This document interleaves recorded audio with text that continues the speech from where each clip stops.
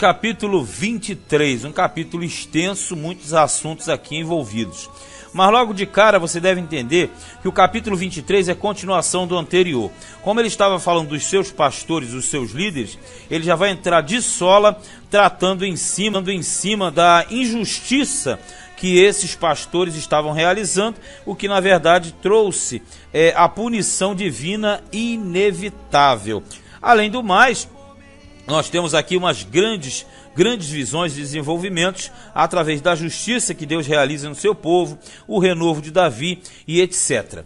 Verso 1 diz: ai dos pastores que destroem e dispersam as ovelhas do meu pasto, diz o Senhor. Aqui é fácil a análise. Os pastores são os líderes de Israel, no caso Judá, e as ovelhas do pasto refere-se ao povo de Israel e Judá. E o pasto, na verdade, é o território que ele botou para esse povo comer ali, se alimentar, que era o território da Palestina, terra Canaã, terra prometida. Portanto, assim diz o Senhor, o Deus de Israel, acerca dos pastores que apacentam o meu povo. Vós dispersastes as minhas ovelhas, e as afugentastes e não as visitastes. Eis que visitarei sobre vós a maldade das vossas ações, diz o Senhor. E eu mesmo recolherei o resto das minhas ovelhas de todas as terras para onde as tiver afugentado, e as farei voltar aos seus apriscos, e frutificarão e se multiplicarão.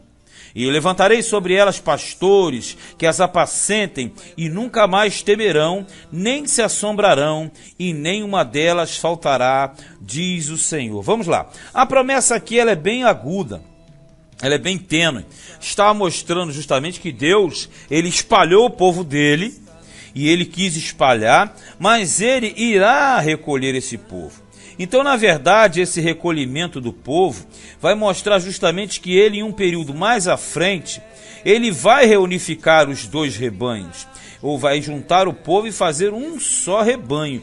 Isso só acontecerá com a volta de Cristo.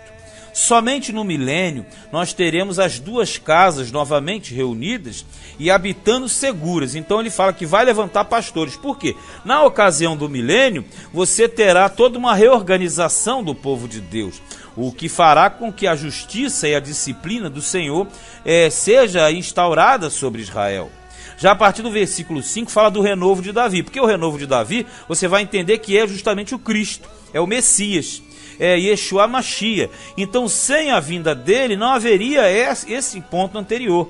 Eis que vem dias, diz o Senhor, em que levantarei a Davi um renovo justo, um renovo justo. Sendo rei, reinará e prosperará e praticará o juízo e a justiça na terra. É Jesus, isso aqui puro, hein? Nos seus dias, Judá será salvo e Israel habitará seguro. Veja que ele fala das duas casas juntas. E este será o nome com que o nomearão, o Senhor Justiça Nova, que na verdade é Yahvé Tsidkenu. Por quê? Aqui fala que o Senhor será a nossa justiça. Não haverá mais injustiça na terra sobre o povo dele. Portanto, eis que vem dias, diz o Senhor, em que nunca mais dirão: vive o Senhor que fez subir os filhos de Israel da terra do Egito. Mas vive o Senhor que fez subir e trouxe a geração da casa de Israel, da terra do norte e de todas as terras para onde os tinha arrojado, e habitarão na sua terra. Veja que você já conhece o assunto, é uma promessa messiânica, uma promessa milenial, porque tudo isso se cumprirá com a volta de Cristo. E veja que ele promete trazer todo o povo do norte, porque o norte não é somente Babilônia, o norte também foi a Assíria. Só que os cativos de Assíria foram espalhados pelo mundo, e os cativos de Judá foram centralizados e voltaram. Mas mesmo assim a maioria dos judeus não retornou, mas Deus vai recolhê-los todos no final dos tempos. E isso aqui fica bem claro. Agora ele vai mandar uma forte contra os falsos profetas, porque justamente eles eram os culpados. Eram eles que faziam o povo tropeçar, cambalear. Aquela nossa velha visão. Nós tínhamos a casa real, a casa sacerdotal, a casa profética. A casa real administrava, a casa sacerdotal ensinava. E a casa profética servia como ministério público, para justamente manter os dois no equilíbrio. Como os três se juntaram, aí a salada foi feita e a desgraça invadiu. 9. Ó.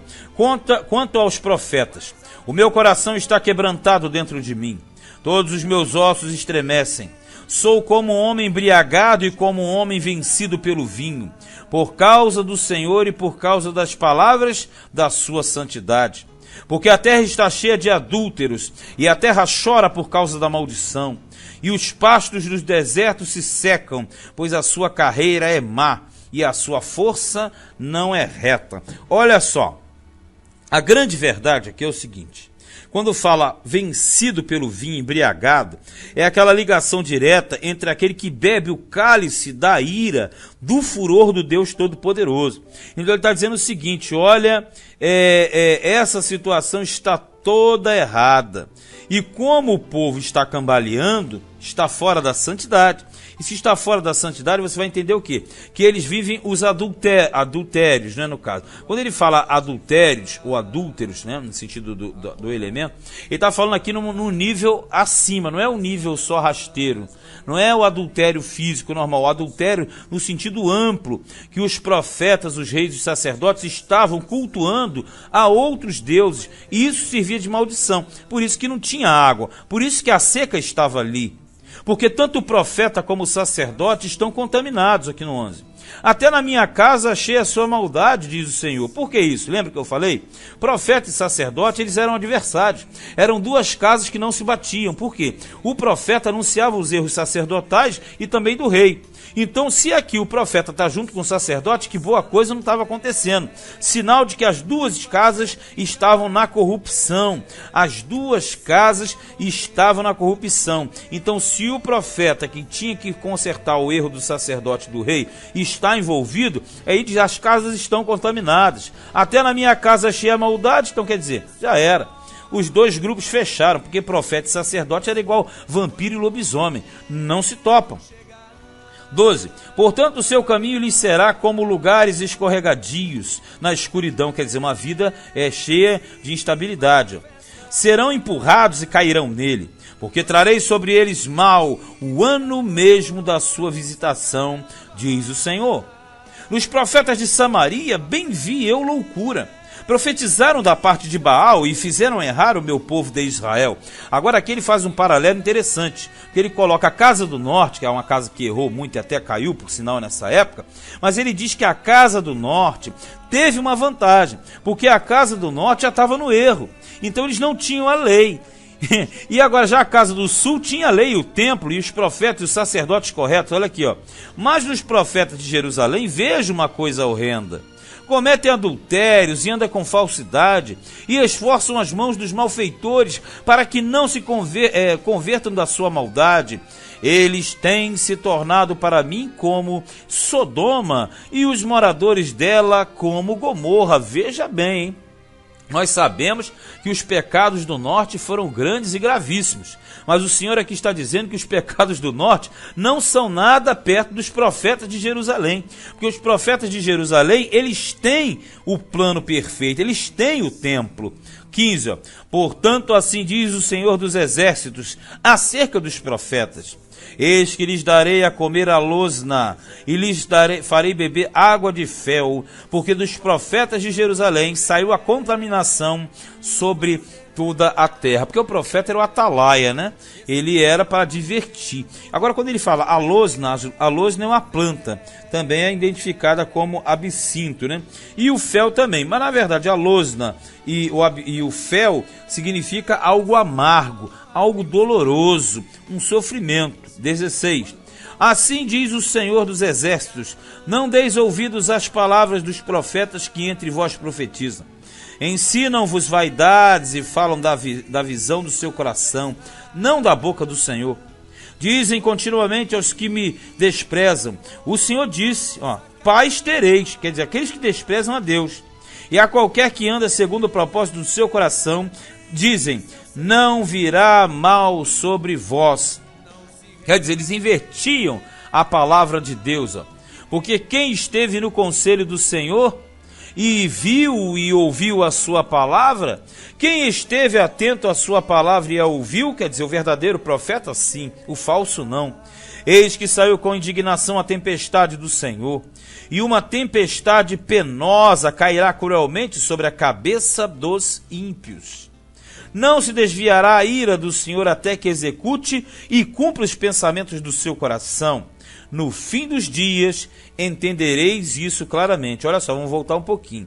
Veja que ele fala, não se desviará a ira do Senhor até que execute e cumpra os pensamentos do seu coração. Ou seja, ele já tinha totalmente um sistema forjado para punir aquele povo. Punir.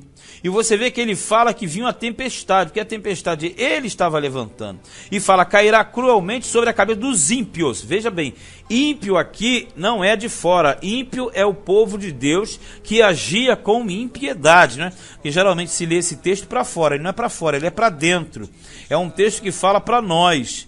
Então aqui ele está dizendo o seguinte, eles perverteram seu caminho, seus caminhos, e agora eles vão sofrer. Ó. Aqui no versículo 21, ó. Não mandei os profetas,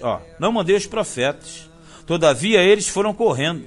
Não lhes falei a eles, todavia eles profetizaram. Aqui no caso dos que profetizam sem ser por inspiração divina. Mas se estivessem no meu conselho, então fariam ouvir as minhas palavras ao meu povo, e o fariam voltar do seu mau caminho e da maldade das suas ações. Sou eu apenas Deus de perto, diz o Senhor, e não também Deus de longe? Quer dizer, que eles querem enganar é quem? Eles não tinham que ter falado da minha palavra, do meu conselho, da minha verdade? E por que eles estão fazendo assim? Por isso eles pensam que eu sou de longe, não, mas eu sou de perto.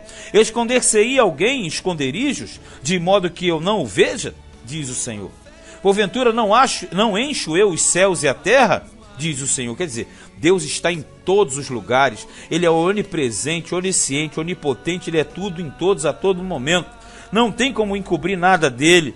Aí ele diz, tenho ouvido o que dizem aqueles profetas, profetizando mentiras em meu nome, dizendo, sonhei, sonhei.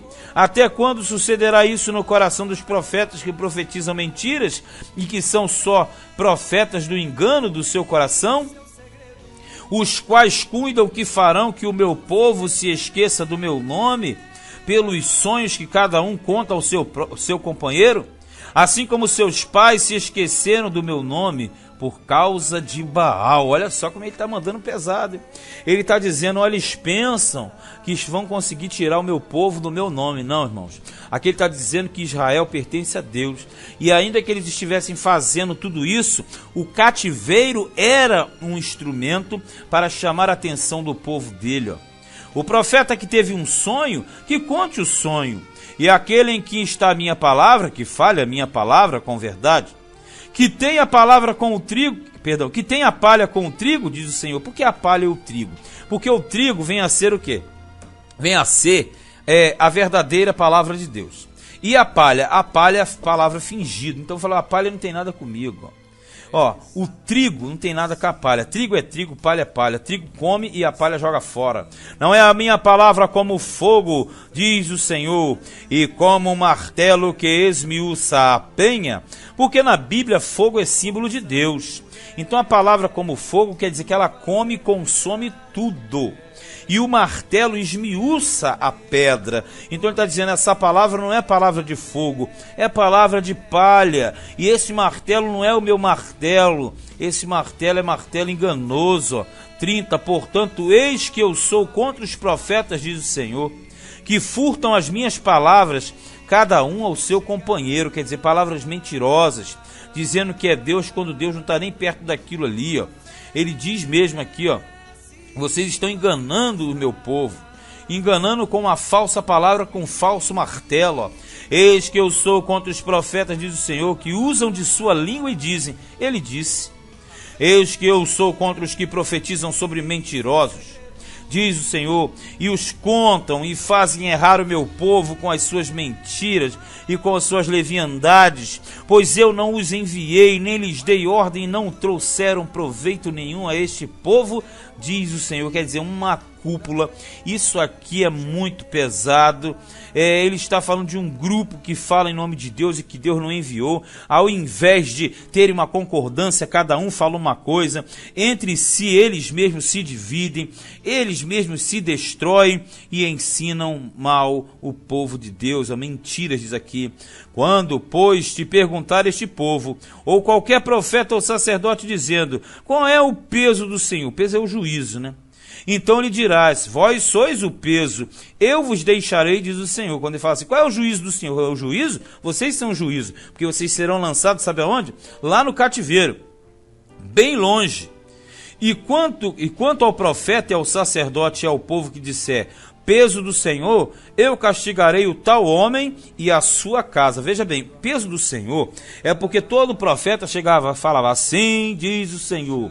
Peso da palavra do Senhor. Só que aqui está dizendo, vocês estão brincando comigo. Estão tomando meu nome em vão. Então todos que fizerem isso, eu automaticamente vou botar na funda e vou lançar longe. Ele fala, eu vou castigar tal homem e a casa dele aqui. Assim direis, cada um ao seu companheiro e cada um ao seu irmão.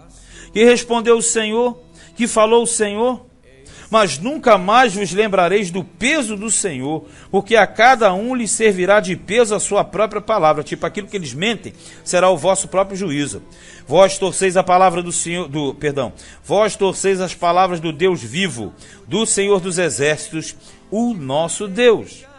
Assim dirás ao profeta, o que te respondeu o Senhor, o que falou o Senhor, quer dizer, quando eles interrogassem, mas, porque dizeis peso do Senhor, assim diz o Senhor, porque dizeis esta expressão, peso do Senhor, havendo-vos eu ordenado, não direis peso do Senhor. E se você não entendeu ainda, ele está dizendo o seguinte, quem continuar falando no meu nome sem eu ter mandado, sofrerá danos gravíssimos.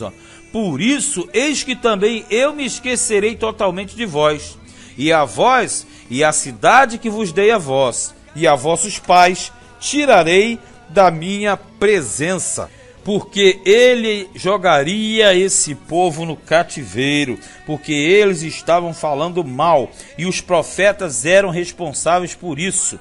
E porei sobre vós perpétuo opróbrio, quer dizer, vergonha para sempre, e eterna vergonha, que não serão esquecidos. Olha só, quando a vergonha vem, é porque o próprio Deus envergonha. Ninguém é envergonhado sem ter sido o próprio Deus que envergonhou. Seja homem, profeta, sacerdote, rei. E aqui ele está dizendo que esses falsos profetas, eles automaticamente, eles pecavam, transgrediam gravemente. Por isso que o peso da palavra do Senhor era algo que não podia ser pronunciado por eles. E aqui ele mostra bem claramente, o profeta verdadeiro, esse sim deveria pronunciar palavras de juízo, palavras condenatórias, mas não qualquer um falando em nome de Deus, sem que Deus tivesse falado coisíssima alguma. Mas Deus, com certeza, sabe tratar do seu povo, os fiéis e os infiéis. Foi Jeremias, agora terminamos capítulo 23.